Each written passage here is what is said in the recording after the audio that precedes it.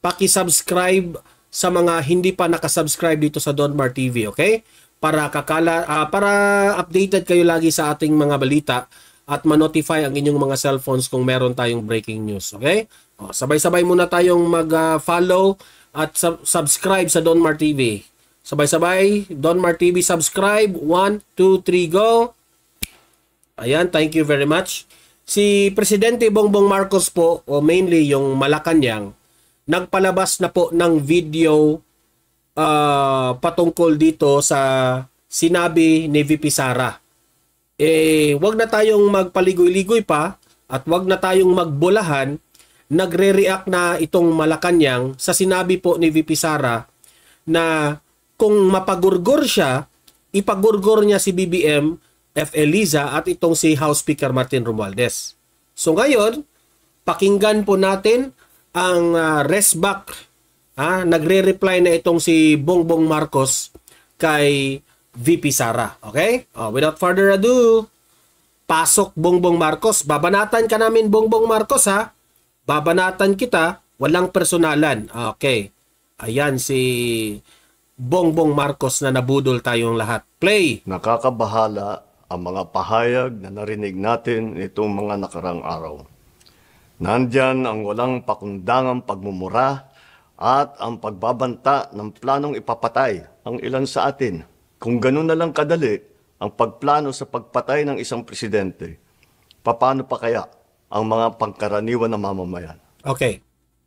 Ang hirap sa inyo, Mr. President, hindi ka nakikinig kung ano yung sinabi ni VP Sara.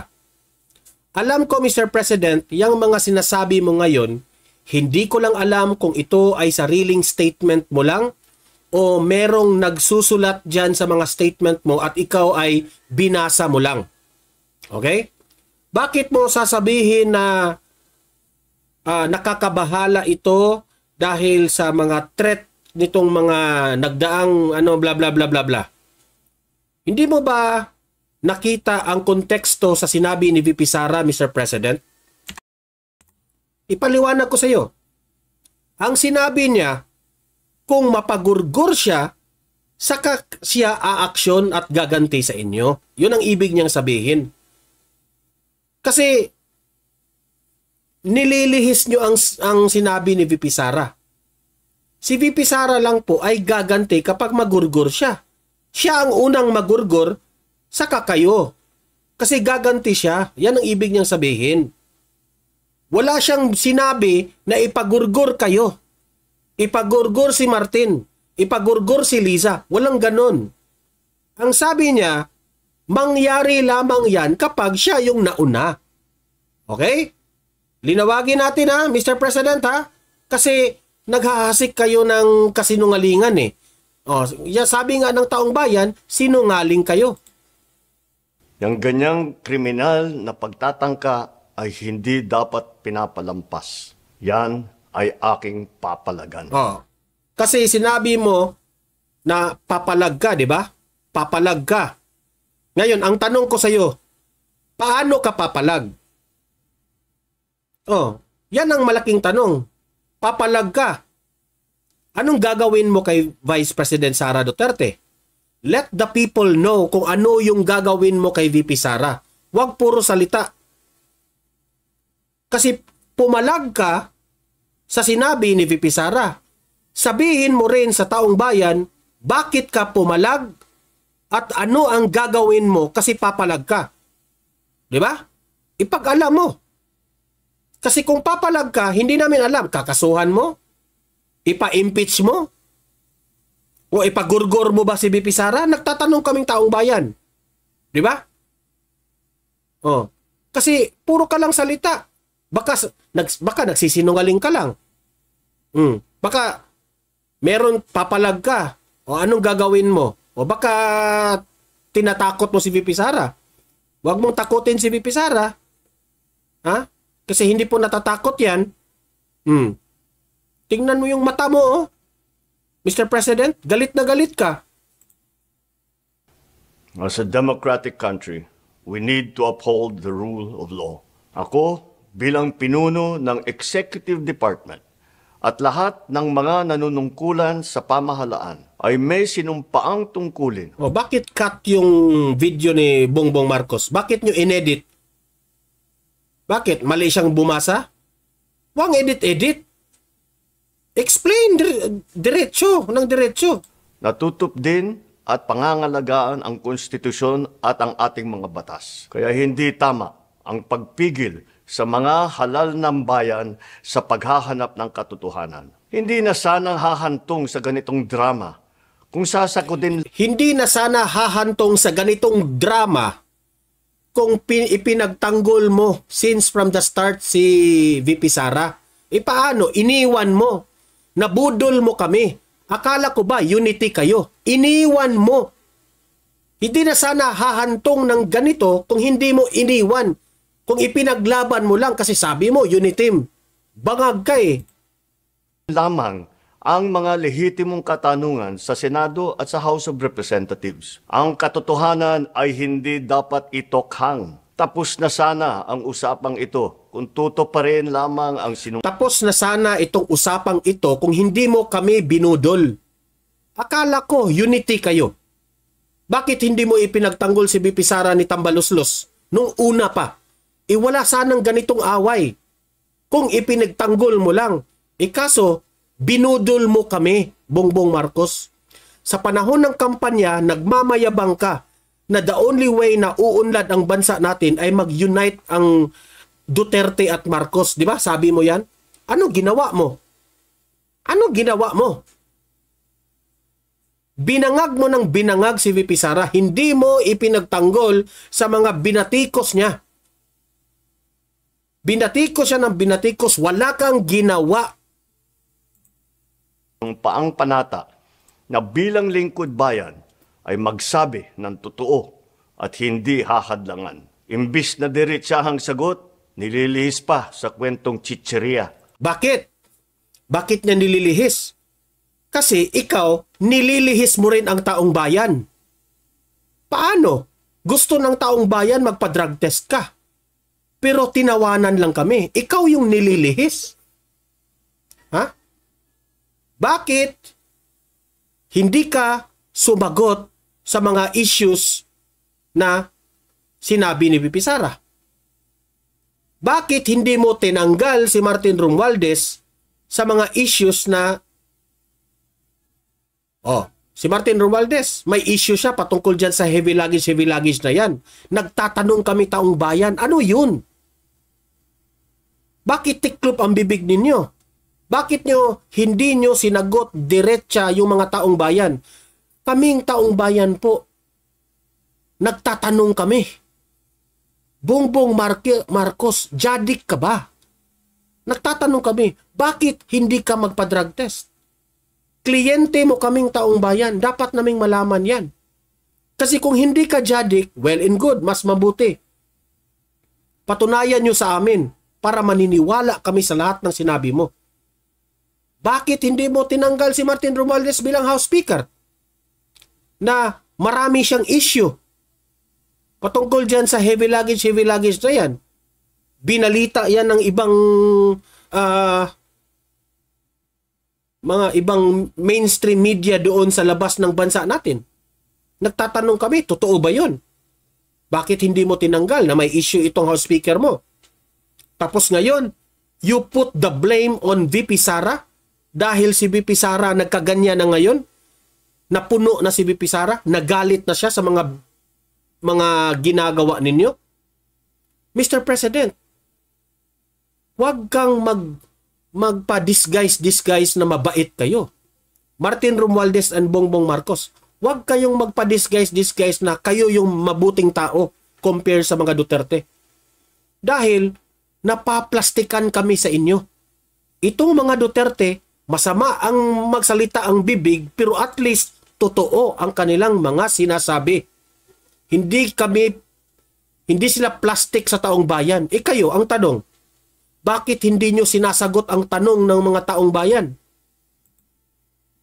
Hangad ko na matuldukan na itong mga pangyayaring ito sa parang matiwasay at magdadala sa atin sa katotohanan. 12 taon din ako nanungkulan sa magkaparehong kamara ng Kongreso. Batid ko ang kapangyarihan iginawad sa kanila ng taong bayan at ng ating konstitusyon. Dahil dito, iginagalang ko. Sabihin mo yan sa sarili mo, Bongbong Marcos, parang natatamaan ka sa sarili mong mga pananalita. Hiyang-hiya naman kami sa inyo. Magre-remind ka ng rule of law, batas-batas. Bakit? Ikaw, sumusunod ba kayo sa batas? Nagtatanong ako, bakit? Sumusunod ba kayo sa batas? Sa ginagawa nyo kay VP Sara ngayon, itong congressman, mga kongresista ngayon, pinapaniwalaan ninyo yung pag-contempt ni Attorney Lopez. Nasa batas ba yun? Na ipatransfer ninyo sa correctional, women's correctional? Hindi, di ba? Kaya, wala kang karapatan mag-remind sa amin ng rule of law, batas-batas. Sabihin nyo yan sa sarili nyo. Sabihin mo yan kay Tambaloslos at sa mga kongresista. Ang kanilang gawain bilang isang independenteng sangay ng ating republika. Kahit ang buong executive branch, lahat ng mga ahensya ay hindi nakakaligtas at parating sumasailalim sa kanilang masusing pagsusuri. Bilang isang bansa, marami tayong mga paghamon na dapat harapin at mga suliraning dapat bigyan ng lunas. Sa kabila ng mga pambabatikos, nakatuon ang aking pansin sa pamamahala. Ngunit, hindi natin ikokompromiso ang rule of law. Kailangan manaig ang batas sa anumang sitwasyon, sino man ang tamaan. Kaya hindi ko hahayaan magtagumpay ang hangarin ng iba na hatakin ang buong bansa sa burak ng politika. Igalang natin ang proseso. Tuparin natin ang batas. Alalahanin natin ang lahat ng mga sinasabi mo, Mr. President, patungkol dyan sa batas, tama ka, tama ka. Kaya gawin mo rin. Gawin mo rin. Sabihin mo yan sa mga kongresista at sa sarili mo. Dato na pinagkatiwala sa atin ng milyon-milyon na Pilipino. Magtrabaho po tayo sa ikauunlad. Magtrabaho po tayo. Huwag concert-concert. Huwag pasyon show. Party-party. Republika ng Pilipinas at para matamo ang bagong Pilipinas. Eto. Isa sa mga sinasabi ni Bongbong Marcos, papalag raw siya sa mga sinasabi ni VP Sara. Anong gagawin mo? Anong gagawin mo? Nagagalit na nga ang taong bayan sa inyo. Nagagalit na nga si VP Sara sa panggigipit ninyo sa Kongreso. Ikaw, you always have the influence, Mr. President. You always have the influence para ipahinto yung hearing na yan.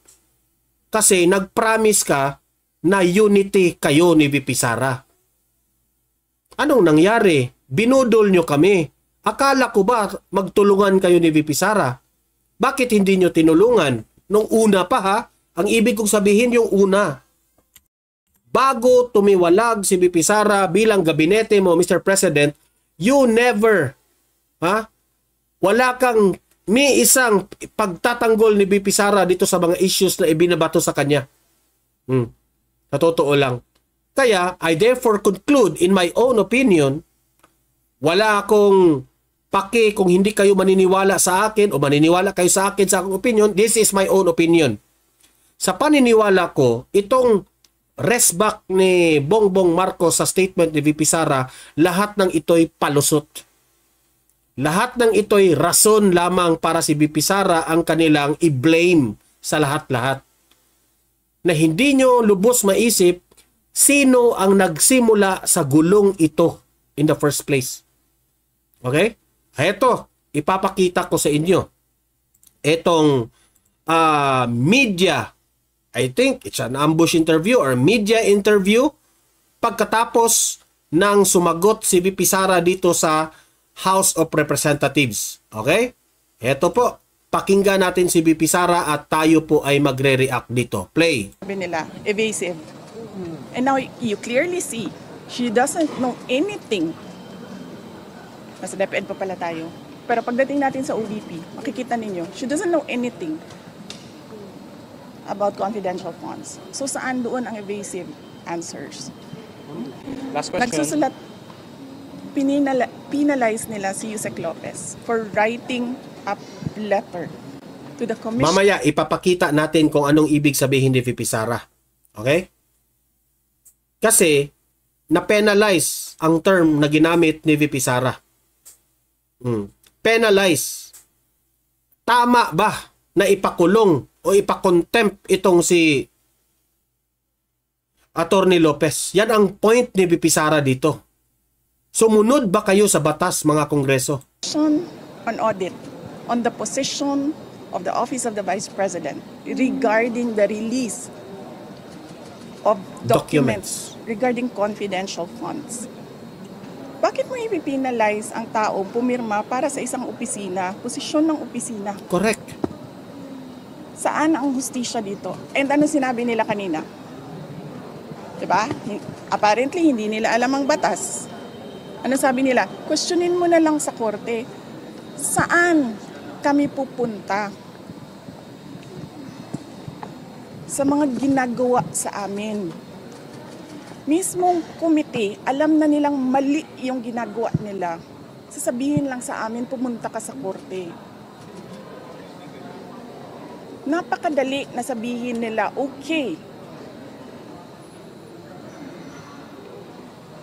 we will set aside the detention order. Pero hindi. Mali na nga yung una mong detention. Mali pa yung sumunod mo na order. And then sasabihin mo sa tao na nakakulong, na hindi makalabas, lahat, kahit ako, hindi ako makalabas basta-basta, dalhin mo yan sa korte. Tama ba yun? Kayong mga taong bayan, tanungin ko kayo, tama ba na hindi alam ng ating House of Representatives kung ano ang mga batas? Yan ang hirap sa inyo, mga kongresista. Ginamit nyo lang ang inyong power bilang mga kongresista pero wala kayong alam sa batas. Wala kayong alam sa batas. Kaya pinagtawanan lang kayo. Ma'am, you finally decided Last to take question, your Sada. oath kanina. Why VP? For the sake of the personnel of the Office of the Vice President. Because I clearly, sinasabi ni Joel Chua doon, na we will not recognize you without an oath. And then, I'm continuing to question the constitutionality of their rules. Pero I cannot help the personnel of the Office of the Vice President if I have no personality to speak in that hearing. So I had to take that oath. Pero, okay lang.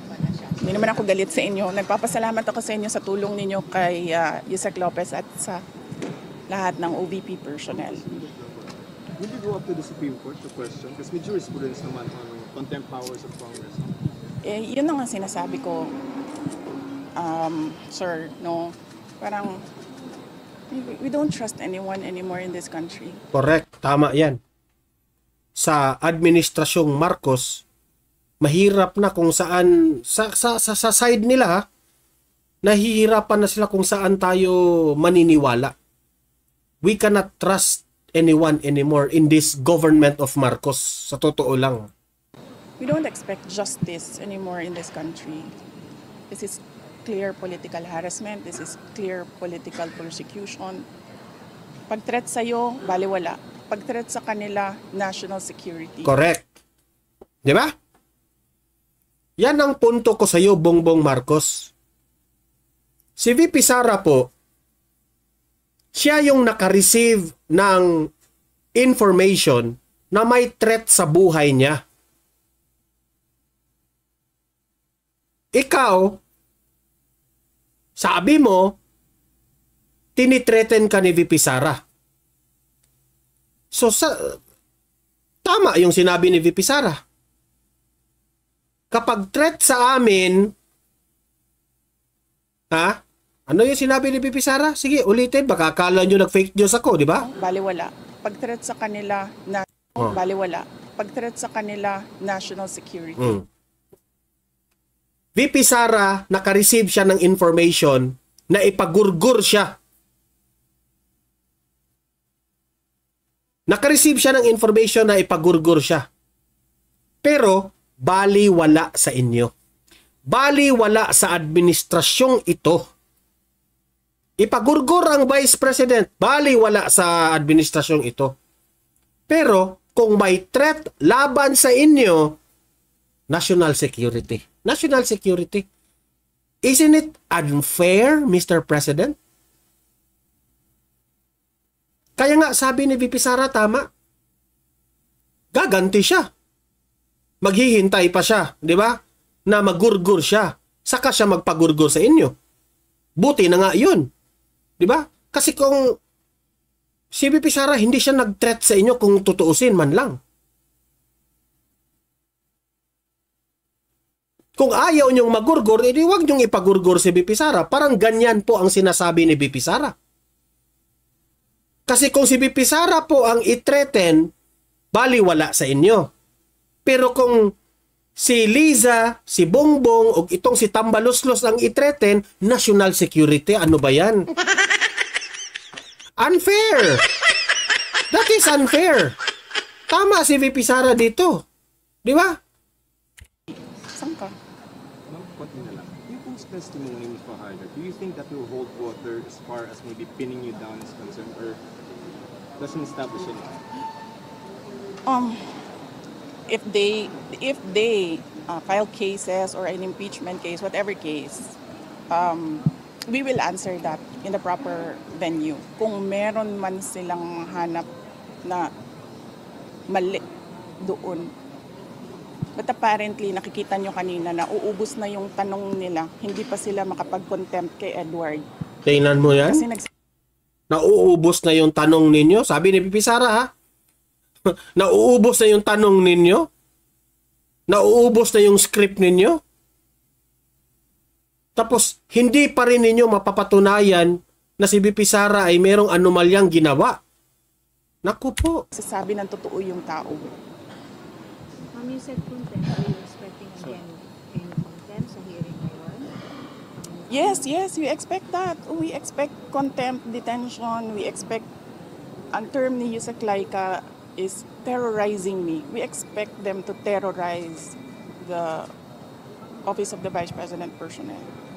Ma'am, your message to President Bongbong Marcos when he said na papalagan daw po na itong death threat ninyo, hindi niya palalampas. Yes, sinabi ko na kanina, papalagan ko din yung ginagawa nila sa akin. Ma'am, speech yata sa speaker. Nag-reply na si VP Sara, ha? Papalag si Bongbong Marcos sa sinabi niya. E di papaligran siya kung ano yung mga ginagawa nyo kay VP Sara. Kayo yung umuna eh. Bongbong Marcos, F.A. Liza, Tambaloslos, kayo yung nanguna. Hindi magre-react ang tao kung hindi nyo inunahan eh. Yan ang hirap sa inyo. I mean, we don't know the content. Yes. Kaya ako kayo binibigyan ng interview para huwag kayo makinig sa kanya. Thank you. Thank you. Ano yung last statement niya? Hindi ko... Binibigyan nila sa akin. Ma'am, speech yata sa speaker. I mean, we don't know the content. Yes. Kaya ako kayo binibigyan ng interview para huwag kayo makinig sa kanya. Thank you. Thank you. Ayan ha, galit na yan si VP Sara ha, pero pinipigilan lang niya para sa taong bayan. Sa totoo lang. Okay? Guys, like and share sa video na ito ha, para kakalat sa taong bayan. At mag-subscribe, mag-follow sa Donmar TV ha, para lagi kayong updated sa mga ganitong bagay. At ma-notify ang inyong cellphones kung meron tayong bagong balita. Okay? God bless po sa ating lahat.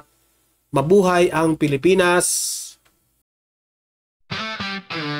Dawn must be dead, dawn must be dead. You must be dead, I'm gone.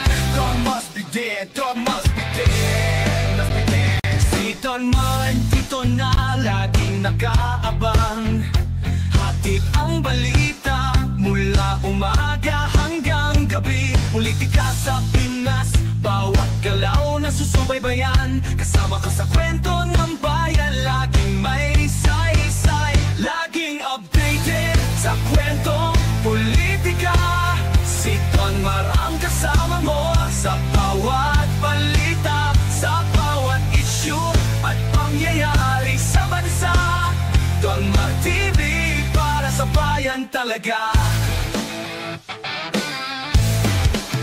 Senado, Kongreso, Malacanang at kalsada, bawat usapin, sinisilip niya ng tama. Ang totoo at walang bias ang kanyang dala.